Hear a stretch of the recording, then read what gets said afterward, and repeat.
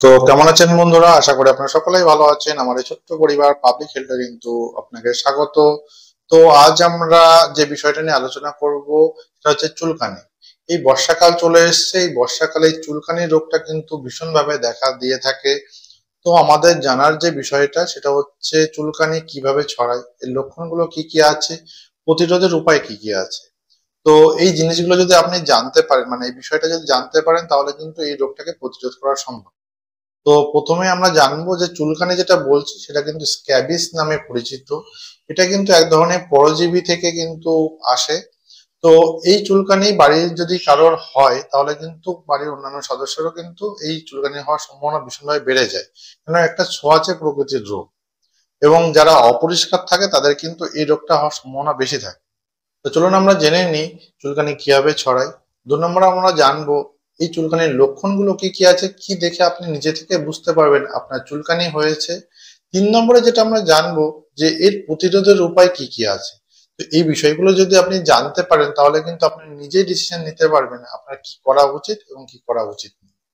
তো তার আগে বলে রাখি, আপনি যদি আমার চ্যানেলে নতুন হয়ে থাকেন তো অবশ্যই অবশ্যই আমার চ্যানেলটি সাবস্ক্রাইব করে বেল আইকনটা কিন্তু প্রেস করতে ভুলবেন না। চলুন আমরা ভিডিওর মূল পর্বে চলে যাই। তো যাকে আমরা চুলকানি বলছি সেটা কিন্তু স্ক্যাবিস নামেই পরিচিত। এই চুলকানি দেখবেন এখন বর্ষাকাল চলে এসেছে, এই চুলকানির ভাগটা কিন্তু অনেক বেড়ে গেছে। চুলকানির রোগী কিন্তু অহরহ কিন্তু হসপিটালে আসছে। তো এই জন্যই ভাবলাম এই সময় এই ভিডিওটার প্রাসঙ্গিকতা, অর্থাৎ এই সময় এই ভিডিওটা করলে অনেকে ভালো একটা ইনফরমেশন পাবে। তো আমরা প্রথমে যেটা জানবো যে এই রোগটা কিভাবে ছড়ায়। তো স্ক্যাবিস যেটা বলছি এক ধরনের পরজীবীর মাধ্যমে কিন্তু এটা ছড়ায়। খুবই ছোঁয়াচে প্রকৃতির, মানে একজনের থেকে আর একজনের কিন্তু এই রোগটা খুব তাড়াতাড়ি ছড়িয়ে পড়ে।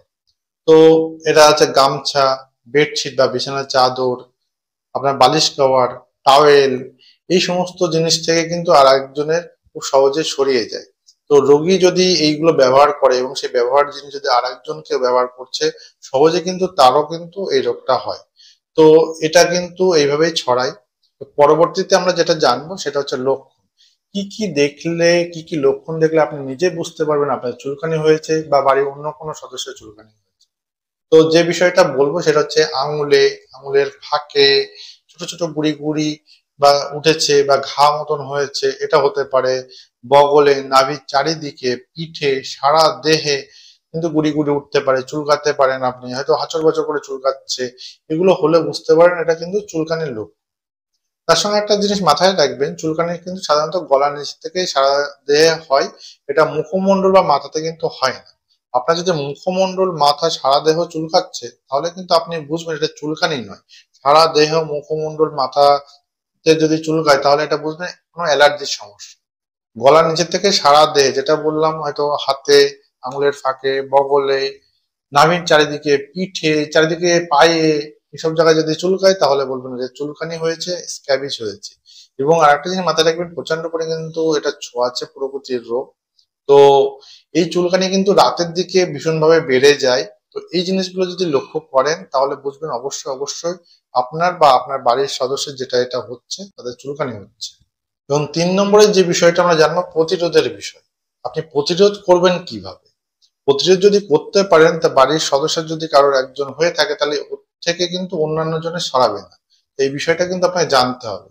তো বাড়ির কারোর যদি চুলকানি হয়ে থাকে তাহলে তার ব্যবহৃত যে সমস্ত জিনিস আছে, গামছা, বিছানা চাদর, বালিশ, টাওয়েল, সেগুলো কিন্তু সবসময় পরিষ্কার ভাবে রাখতে হবে, কেচে দিতে হবে। এবং একটা জিনিস খেয়াল রাখতে হবে, ওই জিনিসগুলোর জন্য অন্য কেউ না ব্যবহার করে সেদিকেও খেয়াল রাখতে হবে।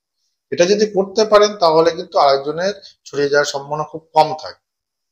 ২ নম্বরে যেটা বলবো প্রতিরোধের বিষয় সেটা হচ্ছে সুস্থ ব্যক্তিদের সংস্পর্শের জন্য ওই যে রোগী বা যার চুলকানি হয়েছে তাকে আসতে দেওয়া যাবে না।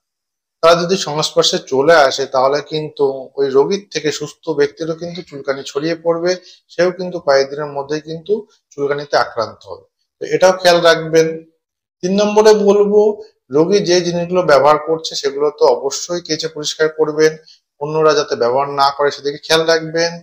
তার সঙ্গে সঙ্গে বলবো দ্রুত কিন্তু চিকিৎসার ব্যবস্থাও করতে হবে। এটা ফেলে রাখলে যে আপনার কদিন পরে সেরে যাবে এই বিষয় নয়। অবশ্যই চিকিৎসার আওতায় আনতে হবে, ডাক্তারের কাছে যেতে হবে, তার পরামর্শেই চলবেন, তাহলে দেখবেন এই রোগ থেকেও কিন্তু আপনি আস্তে আস্তে সেরে উঠবেন বা এই রোগটাকে থেকেও কিন্তু দূরে থাকবেন। তো বিষয়টা ক্লিয়ার হয়ে গেল। এই বর্ষার সিজনে চুলকানি কিন্তু একটা কমন ফ্যাক্টর, সবারই কিন্তু কম বেশি হয়ে উঠছে। তো এইভাবেই কিন্তু এই রোগটাকে আপনি প্রতিরোধ করতে পারেন। তো এটাই ছিল বলার বিষয়বস্তু। তো এই ধরনের ভিডিও পেতে অবশ্যই কিন্তু কমেন্ট বক্সে লিখুন, ভিডিওটি কেমন লাগলো সেটাও কিন্তু কমেন্ট বক্সে লিখতে পারেন। আপনি যদি আমার চ্যানেলে নতুন হয়ে থাকেন তো অবশ্যই অবশ্যই আমার চ্যানেলটি সাবস্ক্রাইব করে বেল আইকনটি কিন্তু প্রেস করতে ভুলবেন না। চলুন আবারও দেখা হবে অন্য কোনো ভালো ভিডিওতে। তার আগে সুস্থ থাকবেন, ভালো থাকবেন। Thank you.